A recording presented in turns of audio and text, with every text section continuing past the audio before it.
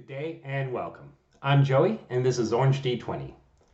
I didn't have time to do a regular video this week in part because I was running a campaign ending game this weekend. So I thought instead, since I used the time I was going to use there to finish that game, we went about 3 or 4 hours over, I would just tell you a little bit about what that game looked like. I thought about doing kind of a quick episode on it, but there's actually some ideas I've come up with about it that I want to make into a fuller episode.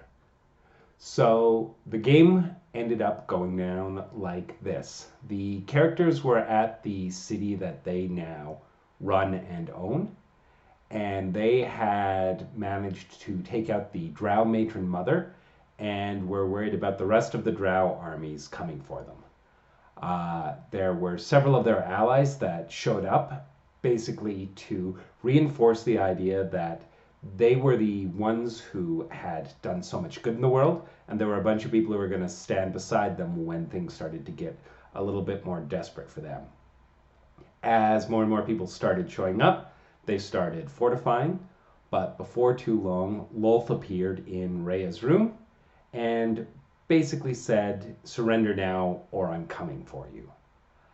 She went and found the others, they raised their defenses and prepared for Lolth's armies. They were worried about which direction Lolth would come, and they started scouting directly below ground in ways that only 20th level characters can, and found that there was actually a lake of lava directly below their city, which would keep the Drow from tunneling straight up. But they did have to worry about the Drow coming from two sides, which is what they did a couple of nights later.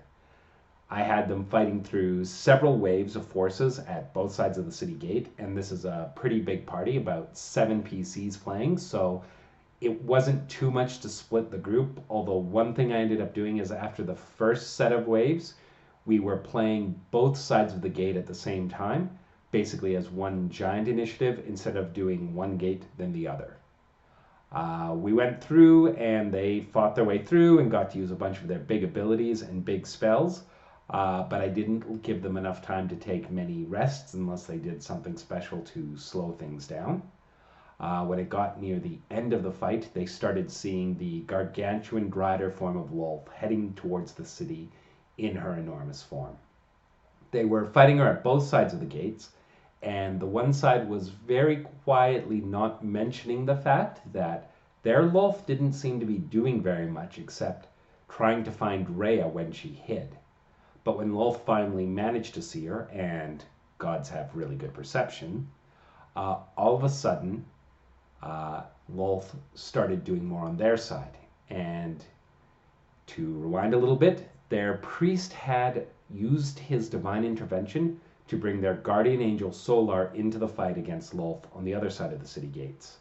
Solars have true sight, and all of a sudden the Solar was vastly confused because Lolth wasn't there anymore. It snapped to the player's mind that one of the two Lolths had been an illusion, but Lolth could shift between one or the other, and once it found Rhea, it shifted to the other gate. The priest then used his 9th level spell to open a gate spell, just as Lolth reared up to hit Rhea. Lolth critically fumbled that roll, and the angel got a critical counter reaction to do a very large hit that took out most of Lolth's remaining life, and in the next round, the angel managed to behead that avatar of Lolth. So then we did a quick what happens to each of the characters after the game, which was a bit more rushed than I usually do that segment, but I'll go more into that when I do a fuller video, and that was the end of that game. So it was a lot of fun, and I hope you can forgive me for giving you this style of video instead of a full episode.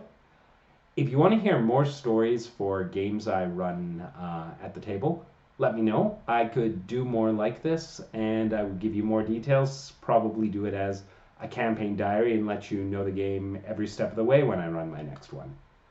And then I would also have to admit to some of the terrible names that my players choose to name their characters. Like Cody and Radagast. Well, thanks for watching, and let me know if you want to hear more of these. Thanks. Bye.